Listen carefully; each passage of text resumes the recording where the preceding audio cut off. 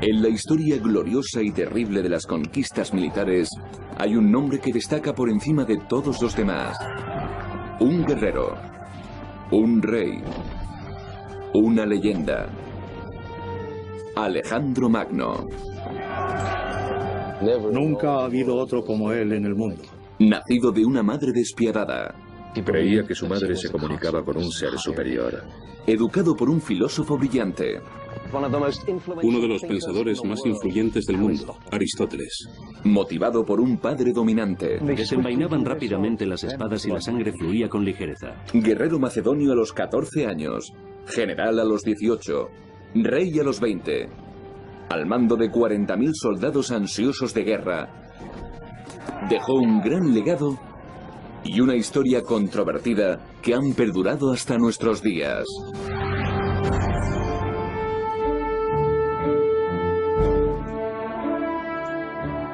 Hace más de 2000 años, este era el hogar de un hombre al que muchos consideran el guerrero más importante de la historia. Estamos en el norte de Grecia, en los restos de la antigua ciudad de Pello, donde se levantaba el palacio del rey Filipo II de Macedonia, padre de Alejandro Magno. Alejandro fue educado aquí en el siglo IV a.C. para conquistar el mundo. Vamos a explorar el recorrido de esas conquistas que se produjeron a lo largo de 12 años y 40.000 kilómetros y cubrieron los territorios de lo que ahora son Grecia, Turquía, Líbano, Egipto, Irán, Irak, Afganistán y Pakistán. Examinaremos la personalidad compleja de un hombre que quizás se consideraba a sí mismo un dios, pero que murió a los 32 años como un simple mortal. Al igual que Alejandro, nosotros también tenemos una misión: responder preguntas que se han hecho los historiadores durante siglos. ¿Quién fue Alejandro? ¿Qué lo motivaba? ¿Y cómo pudo conquistar un imperio tan vasto a una edad tan temprana?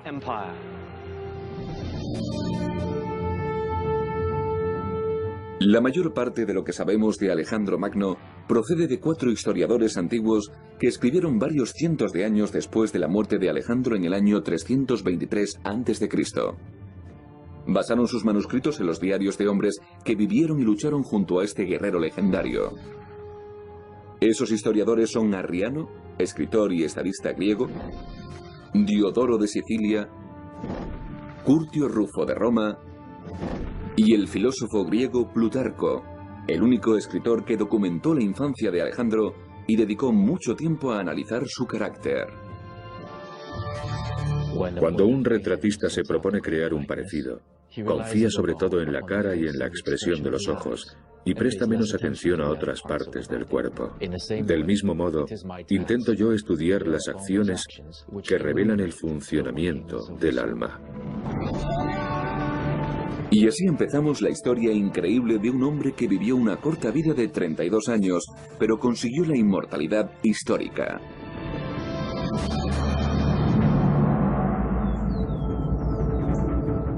Estamos en el 356 a.C., el año del nacimiento de Alejandro.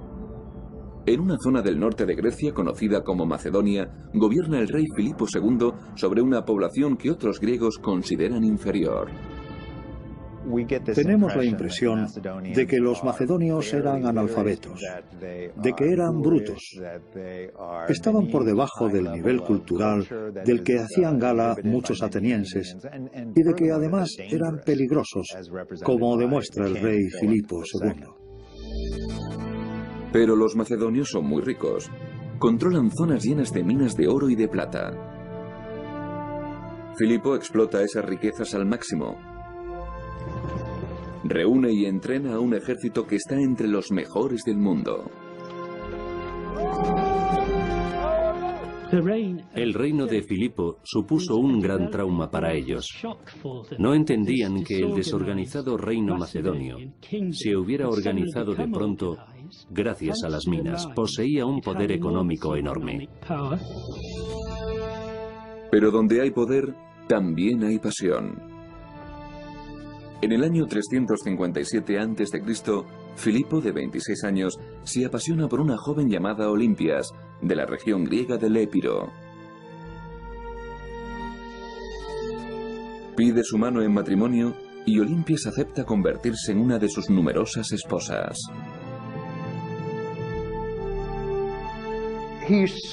Tenía fama de casarse con una mujer distinta en cada campaña.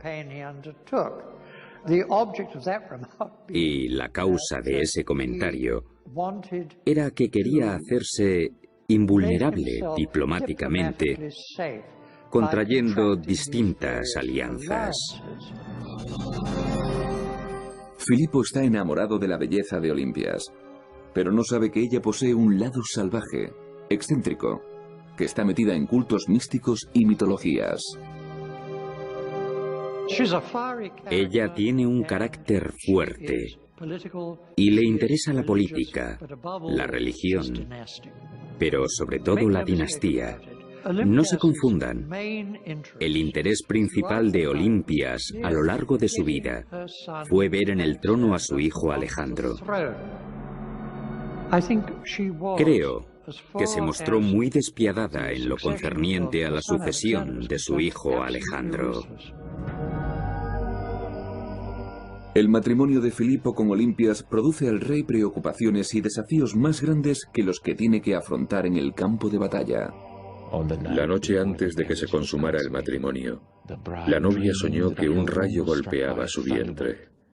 Filipo se vio a sí mismo en un sueño, sellando el vientre de su esposa, y en el sello había la figura de un león. En otro momento, Filipo vio una serpiente tendida al lado de Olimpias, mientras ésta dormía. Y eso debilitó y enfrió su pasión por ella. A partir de ese momento, se acostaba raramente con ella. O bien tenía miedo de que le lanzara algún conjuro diabólico, o creía que ella se comunicaba con un ser superior. La relación entre Filipo y Olimpias está destinada a ser tormentosa. Filipo vio personalmente en secreto a la serpiente que yacía en el lecho con Olimpias. La experiencia le preocupó mucho. A Zeus, el rey de todos los dioses griegos, se le representaba a menudo en forma de serpiente. Filipo siente un deseo ardiente por saber si el niño que nacerá de Olimpias ha sido engendrado por él, o quizá, aunque inimaginable, por Zeus. Solo hay un lugar donde pueda encontrar la respuesta: en el oráculo de Apolo en Delfos.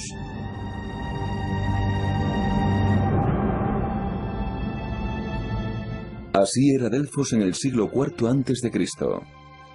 Una ciudad próspera, centro de comercio, de religión y de competiciones atléticas. Esto es Delfos hoy. Las columnas del templo de Apolo se elevan todavía majestuosamente en la magnífica ladera desde la que se divisa el Golfo de Corinto.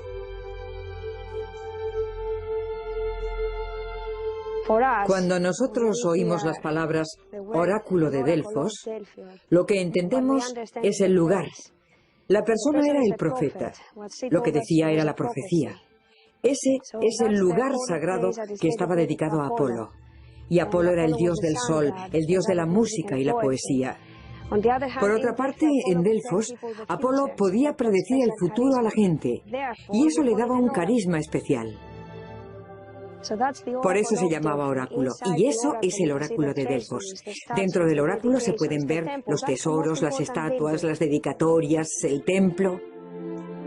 Ese es el edificio más importante. Debajo estaba el sótano, la habitación sagrada, y la sacerdotisa decía el futuro a la gente desde allí.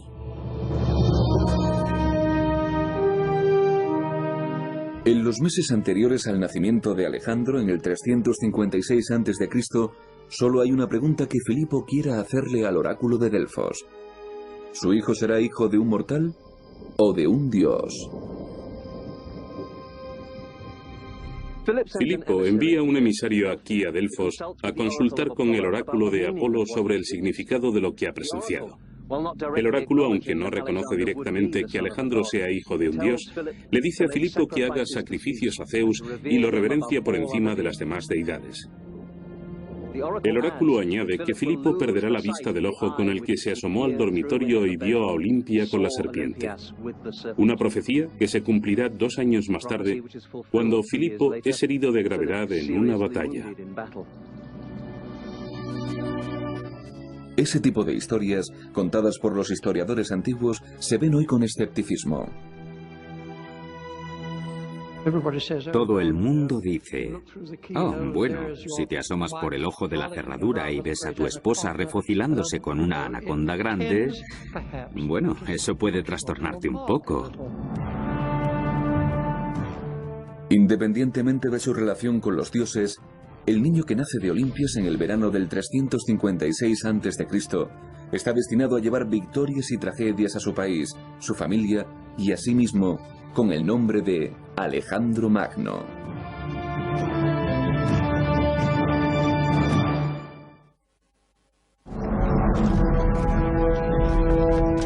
En la época del nacimiento de Alejandro Magno, en el 356 a.C., las tropas de Filipo II están ocupadas ampliando el reino.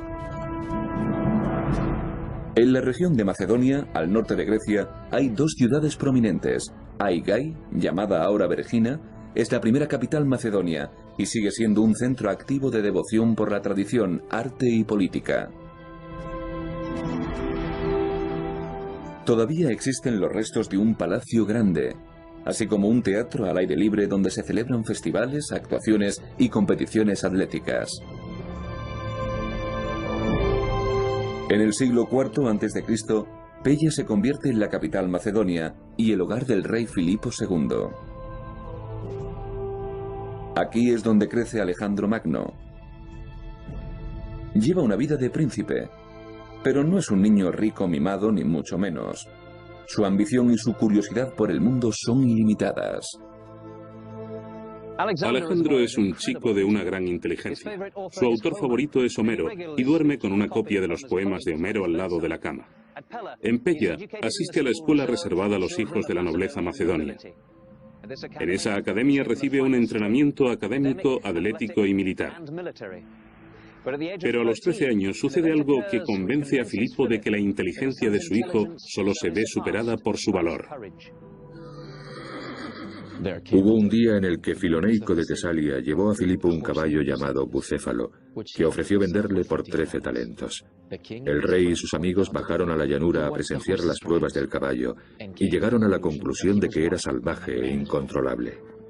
Filipo ordenó que se lo llevaran.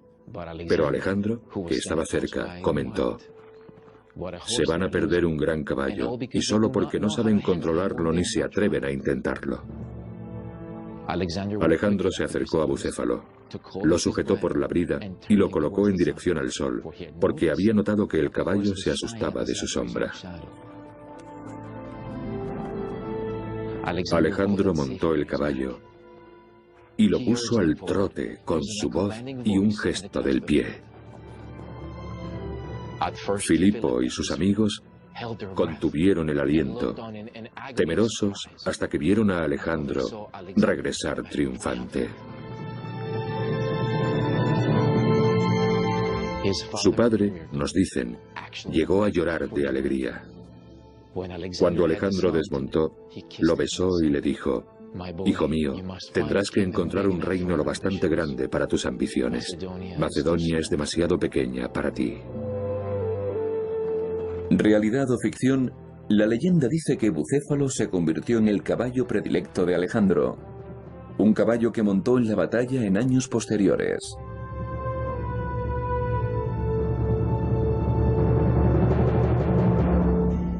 El rey Filipo está tan impresionado con su hijo que decide que los profesores de la corte de Macedonia no pueden ofrecerle el desafío intelectual que merece, y le busca un tutor nuevo.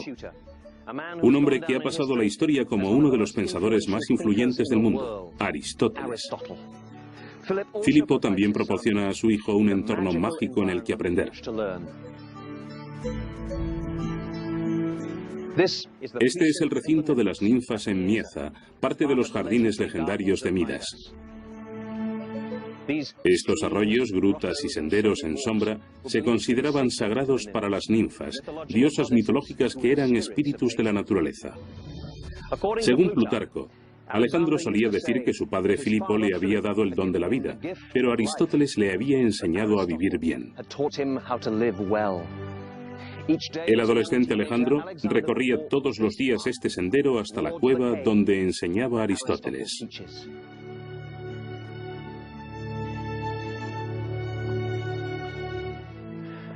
Aristóteles fue una de las mentes más preclaras que hayan existido jamás. Un filósofo cuyas enseñanzas comprendían ética, política, música, medicina, embriología, astronomía, botánica, magnética, óptica, historia, zoología, retórica, poesía y, lo más importante, curiosidad. Él enseña a Alejandro a no dar nada por sabido. Cada situación es diferente. A organizar, a analizar los hechos antes de sacar conclusiones. Añadamos eso a la espontaneidad natural de Alejandro y tendremos la receta del genio. Es en esa época cuando Alejandro pasa de la adolescencia a la edad adulta, cuando conoce a Hefestión, hijo de un noble macedonio. Hefestión se convertirá en su mejor amigo, y muchos creen que también en un compañero íntimo. Cuando Alejandro llega a la adolescencia, tanto a Filipo como a Olimpias les preocupa que se convierta en lo que los griegos llaman un guines, un homosexual afeminado. Y para enderezarlo, a los dos se les ocurre importar chicas alegres, de buena apariencia, que le enseñen lo que tiene que hacer. Y eso suscita la cuestión de qué hacer si eres un joven ligeramente afeminado con un padre dominante, macho, superviril, un hombre de barba grande y un militar victorioso. Y uno se pregunta si la devoción y la amistad de por vida que tuvo con Hefestión no sería porque éste era la única persona con la que podía relajarse y ser él mismo.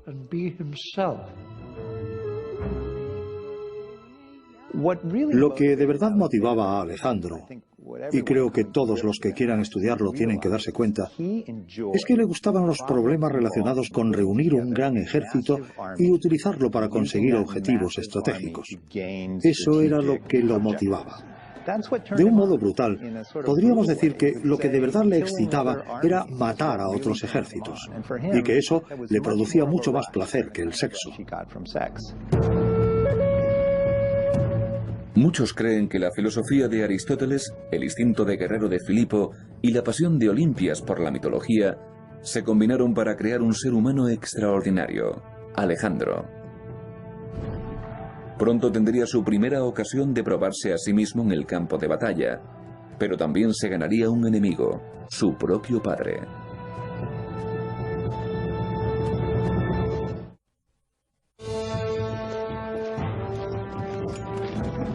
...340 a.C., el rey Filipo II de Macedonia, padre de Alejandro, de 16 años, está en guerra. Su objetivo, el control de Grecia. La falange macedonia es el instrumento de guerra más poderoso de Filipo. Soldados muy entrenados que transportan lanzas o sarisas y avanzan en formación cerrada, creando una enorme máquina de guerra en movimiento que es prácticamente imparable. Filipo adaptó la formación a partir de la falange griega tradicional. La diferencia principal con la falange de Filipo es que la armadura corporal individual del soldado de infantería es menor, pero eso lo compensa el hecho de que el soldado transporta una lanza. La lanza mide entre 4,5 metros y 5 metros y lleva un contrapeso en el extremo más cercano al soldado que permite que el fulcro se mueva hacia atrás y se levante el extremo de la lanza. Por supuesto, si los soldados llevan lanzas de entre 4,5 metros y 5 metros de longitud, hay que entrenarlos muy bien para que puedan moverse con ellas. Si te enfrentas a una falange macedonia, luchas contra un frente formado por miles de esas lanzas. Tienes ante ti un erizo gigante de acero letal que avanza contra ti. Y tú no puedes atacar con tu espada, mucho más corta. Por eso, siempre que la falange mantuviera su posición, podía cruzar cualquier resistencia, cosa que hacía. Cuando Alejandro cumple 16 años, Filipo controla la mayor parte de Grecia. Pero cuando llegan las noticias de sus victorias, Alejandro no se muestra orgulloso. Cuando se enteraba de que Filipo había capturado una ciudad famosa o alcanzado una victoria abrumadora, Alejandro no demostraba ningún placer, sino que comentaba a sus amigos: mi padre se me adelantará en todo, y no quedará nada grande o espectacular que yo pueda enseñarle al mundo. Él no deseaba heredar un reino que le ofreciera riqueza, lujos y placeres de los sentidos. Prefería una vida de lucha, de guerras, de ambición sin límites. El año 339 a.C., Alejandro pasa mucho tiempo en la antigua capital macedonia de Aigai estudiando los informes sobre las hazañas de su padre. Es evidente para muchos que cada vez está más deseoso de entrar en combate y que un día él liderará sus propias conquistas. En una ocasión en que Filipo está fuera de Aigai, llegan unos embajadores de Persia. Lo recibe Alejandro en lugar de su padre y los deslumbra con su inteligencia, su madurez y sus conocimientos políticos. Se marchan convencidos de que la celebrada astucia de Filipo no es nada comparada con el espíritu aventurero y las ambiciones peligrosas de su hijo. Pero Filipo también sigue teniendo ambiciones, la de controlar Grecia.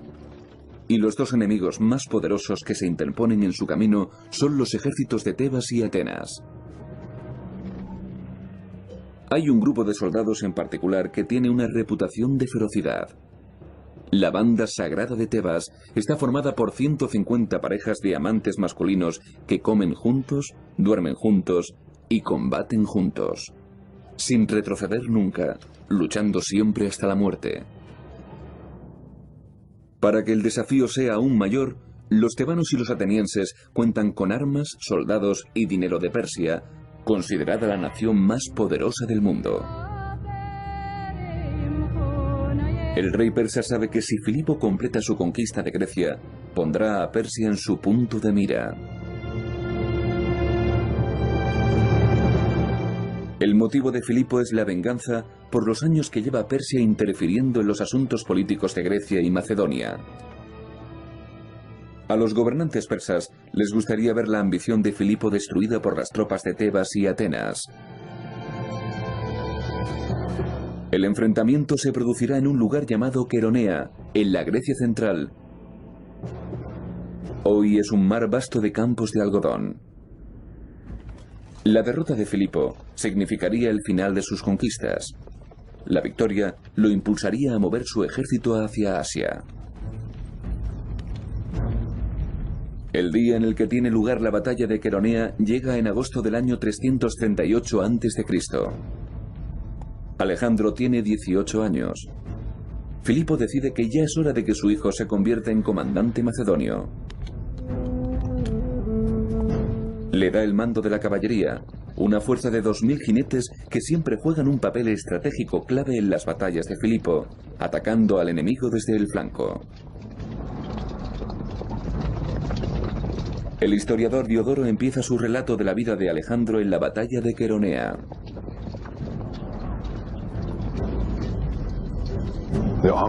Al amanecer se despliegan los ejércitos y el rey coloca a su hijo Alejandro, joven en años pero famoso por su valor y su rapidez de actuación, en uno de los flancos, al lado de los generales más experimentados, mientras él manda el otro flanco al frente de sus hombres armados con lanzas. Se colocan unidades individuales donde lo requiere la ocasión. Al otro lado, divididos en línea según sus nacionalidades, los atenienses están al mando de un flanco y los tebanos del otro.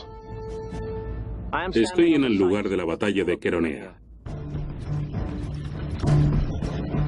El rey Filipo empieza la batalla lanzando hacia adelante su falange macedonia.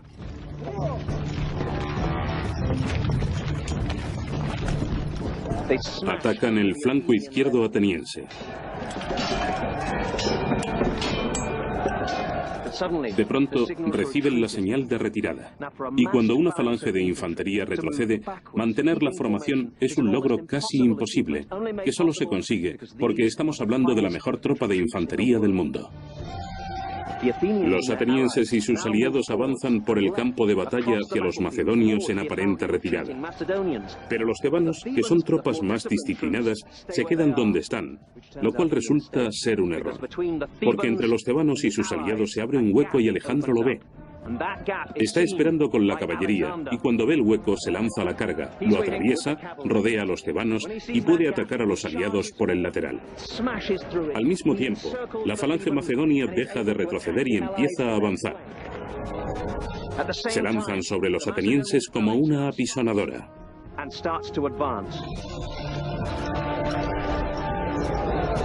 2000 de ellos se rinden.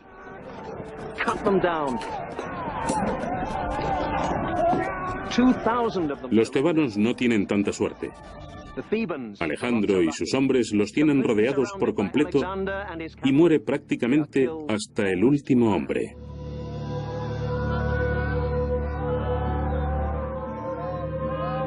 Tras la sangrienta batalla, en agosto del año 338 a.C., los campos de Queronea quedan cubiertos de cuerpos.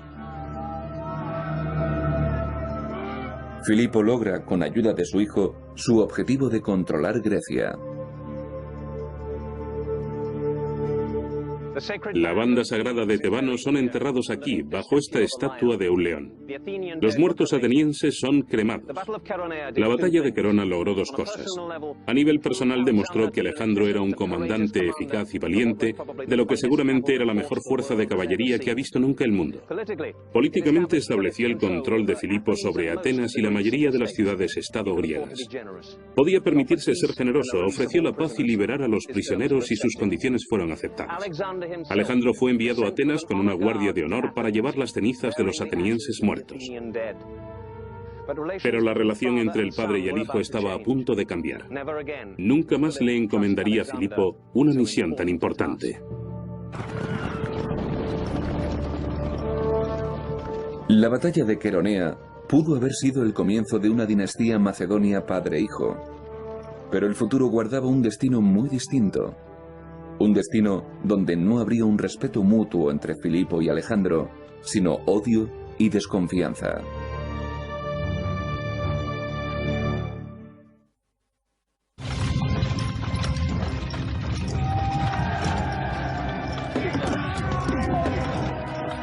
En el otoño del 338 a.C., el rey Filipo de Macedonia controla casi toda Grecia.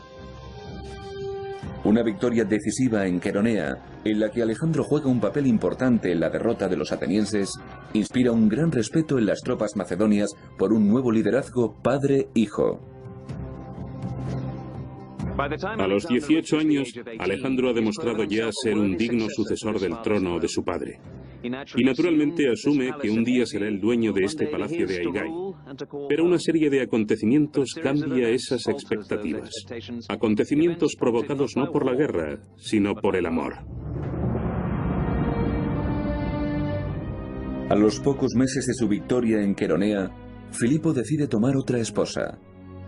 Cleopatra, de 20 años y de una importante familia macedonia, acepta casarse con él. Creo que lo que ocurrió fue que un hombre de edad ya madura encontró una mujer joven con la que podía establecer una alianza de matrimonio con una familia importante macedonia y decidió hacerlo. Se trata de un hombre que tiene casi 50 años y se casa con una mujer 30 años más joven que él. Dejaré que saquen ustedes sus conclusiones. Independientemente de su motivación, la decisión de Filipo de casarse con Cleopatra provoca una pelea importante con Alejandro y su madre Olimpias.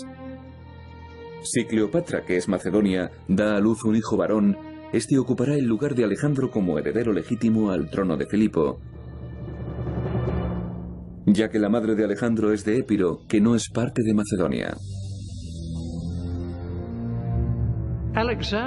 A Alejandro, que se ha criado con la Ilíada y las alabanzas de sus tutores, que lo llamaban el segundo Aquiles, le gusta ese papel.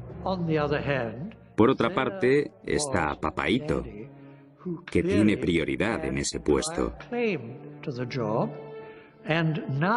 Y ahora, Papaíto se ha vuelto a casar y quiere engendrar hijos en Cleopatra.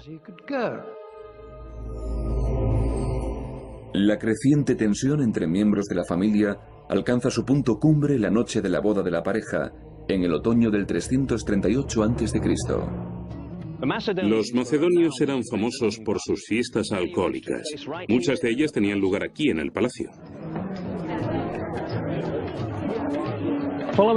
Después de la boda de Filipo y Cleopatra, tiene lugar el tradicional banquete macedonio, en el que todos los hombres se emborrachan. Atalo, tío de la novia, hace un brindis en el que ruega a los dioses que bendigan la unión con un heredero legítimo al trono.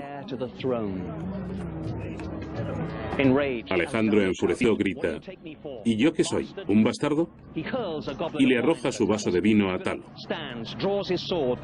Filipo se levanta, desenvaina la espada y cruza la habitación hacia su hijo, pero está tan borracho que tropieza y se cae.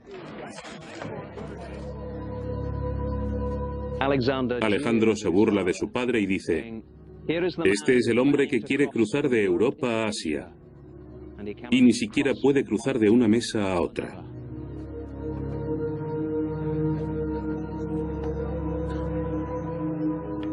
Ese incidente destruye la relación padre-hijo que se había formado a lo largo de 18 años. Destruye el potencial para una colaboración militar que es a menudo la base en la que se fundan dinastías familiares. Después del escándalo del banquete de bodas, Alejandro y su madre Olimpias parten al exilio. Pero Filipo no tarda en darse cuenta de que el Estado necesita un heredero al trono reconocido y él necesita un buen comandante. Convence a Alejandro para que vuelva a casa, pero Olimpias no regresa. A pesar de la reconciliación, no hay garantías de que Alejandro vaya a ser rey algún día. Al año de la boda, Cleopatra da a luz un hijo. Si Filipo vive lo suficiente, el trono no será para Alejandro, sino para su hermano, que es macedonio de pura raza.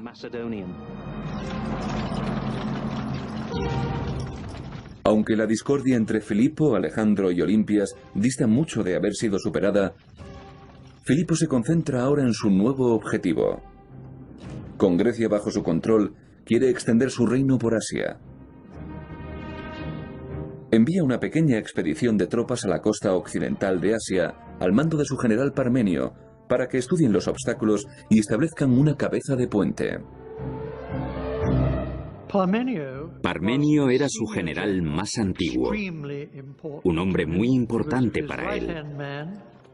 Era su mano derecha y de toda confianza. También era un conspirador político de primer orden. Y sus mayores ventajas eran, primero, su fidelidad absoluta a Filipo, y segundo, su habilidad indudable como general. Pero antes de emprender su viaje por Asia, Filipo decide una vez más consultar a los dioses. Filipo envía un emisario a Delfos para que pregunte si podrá vencer a Darío, el gran rey de Persia. La respuesta que recibe es ambigua. El toro está engalanado, el sacrificio está listo. Filipo interpreta eso como que Darío será sacrificado como una víctima en el altar, pero el verdadero significado de la profecía resulta ser muy diferente. Filipo hace planes enseguida para realizar sacrificios.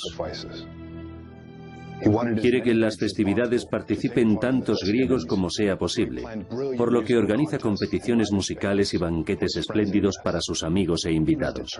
Está decidido a mostrarse ante Grecia como una persona amable. La celebración de Filipo tiene lugar en terrenos del palacio de la antigua capital de Aigai. Es octubre del año 336 a.C. Este es el teatro del Palacio Real de Aigai.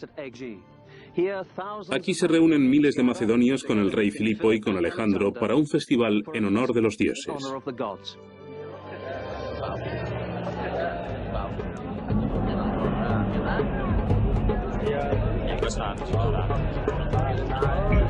Es un acontecimiento feliz para todos, excepto para un hombre, Pausanias, un miembro de la Guardia Real.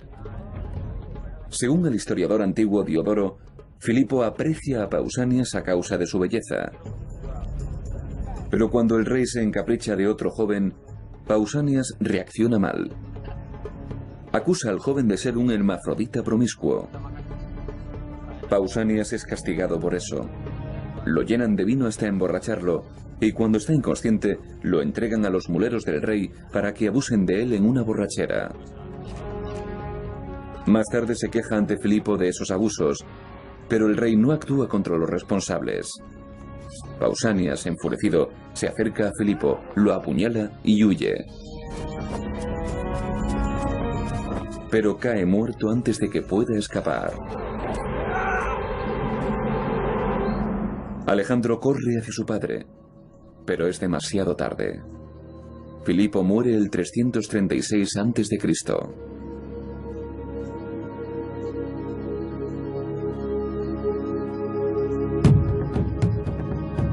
Enseguida surgen teorías de conspiraciones. ¿Es posible que Olimpias, la esposa de Filipo, esté mezclada en el asunto para conseguir que su hijo Alejandro herede el trono? ¿Puede ser que el propio Alejandro haya jugado un papel en la planificación del asesinato? Mientras investigan esos temas, hay que decidir una cuestión más urgente. ¿Aceptará Grecia a Alejandro como rey?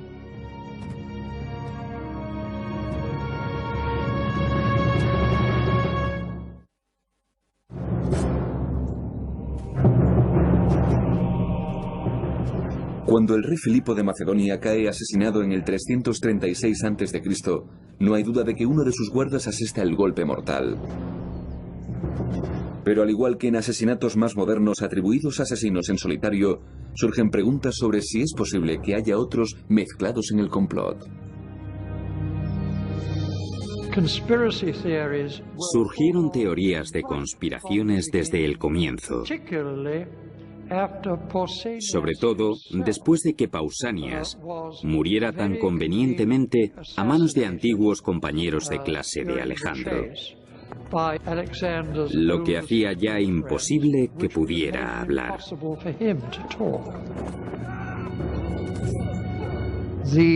Las primeras sospechas recayeron sobre Olimpias y a través de ella sobre Alejandro. Y la verdad, no la sabremos nunca.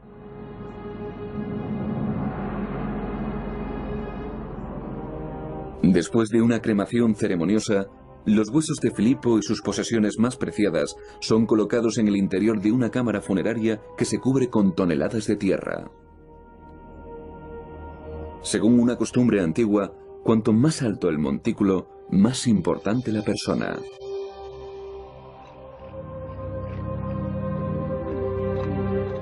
Siglos después, los arqueólogos tendrían en cuenta ese dato a la hora de decidir dónde cavar en una zona de Vergina, en Grecia, no lejos del antiguo palacio real de Aigai.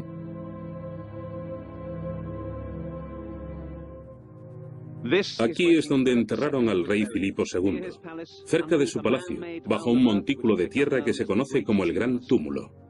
La tumba permaneció oculta más de 2000 años, hasta 1977, cuando la descubrió el arqueólogo griego Manolis Andrónicos. 15 años más tarde, se construye un magnífico museo en el interior del túmulo. El Museo de Vergina es una maravilla de arquitectura y diseño modernos. Aquí se exponen objetos encontrados en varias tumbas.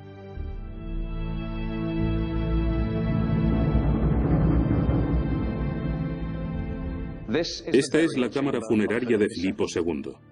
Cuando me enteré del descubrimiento no podía creerlo. Y como yo, muchos arqueólogos. No se había descubierto ninguna tumba macedonia a esa escala. Pero ahí está. La fachada está diseñada como un templo, una entrada de mármol flanqueada por dos medias columnas o pilastras. Encima de la entrada hay un friso con una pintura de una cacería real. Aparece Filipo cazando leones, osos y otros animales salvajes en un bosque de Macedonia. Aquí, un joven a caballo se apresta a lanzar su arma. Es el propio Alejandro. Encontrar la tumba del padre de Alejandro Magno era ya todo un hallazgo.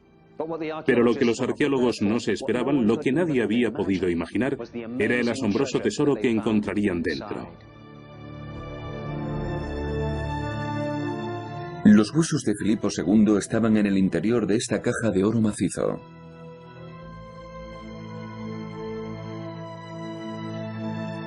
Dentro de la cámara funeraria estaba también su corona de hojas de oro y su armadura de guerra, con petos, cascos y escudos.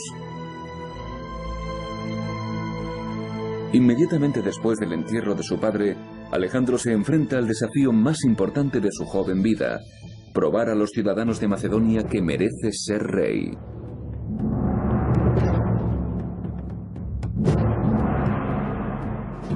Alejandro tenía solo 20 años cuando heredó el reino, que en aquel momento estaba plagado de envidias y disputas. Los consejeros macedonios de Alejandro temían que se avecinara una crisis y aconsejaron al joven rey que dejara en paz a los estados griegos y no usara la fuerza contra ellos. Alejandro, sin embargo, optó por lo contrario y decidió que el único modo de asegurar su reino era actuar con audacia y espíritu arrogante. Estaba seguro de que, si cedía aunque solo fuera una fracción de su autoridad, todos sus enemigos lo atacarían a la vez.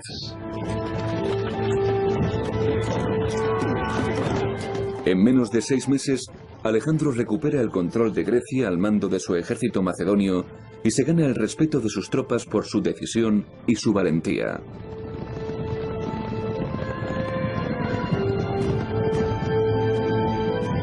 Para horror de Cleopatra, que se suicida después, Olimpias, la madre de Alejandro, ordena la ejecución del hijo recién nacido de Filipo, dejando al suyo como único heredero posible al trono de Macedonia. El rey Alejandro vuelve entonces su atención hacia lo que se convertirá en el objetivo de su vida: la conquista de Persia. Pero antes, siguiendo la tradición de su padre, decide buscar el consejo del oráculo de Delfos para ver si de verdad está destinado por los dioses a derrotar a Darío y gobernar toda Asia.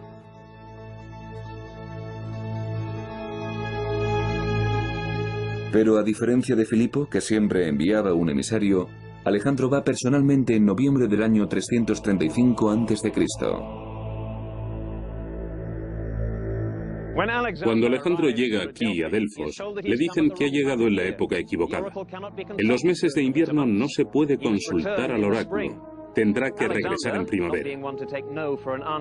Alejandro, que no acepta fácilmente un no por respuesta, va en busca de la sacerdotisa e intenta arrastrarla por la fuerza hasta el templo. Al fin, vencida por su insistencia, ella grita: «Eres invencible, hijo mío». Cuando él oye eso, declara que no necesita más profecías, ya tiene la respuesta que buscaba. Al igual que con muchas historias que describen a Alejandro, en la narración de su visita a Delfos es difícil separar el mito de la realidad. Pero su deseo apasionado de complacer los dioses y buscar su guía será un tema recurrente en su vida. A punto de embarcarse en lo que será un viaje de 12 años, puede que Alejandro se considere a sí mismo fruto de un linaje divino, o puede que no.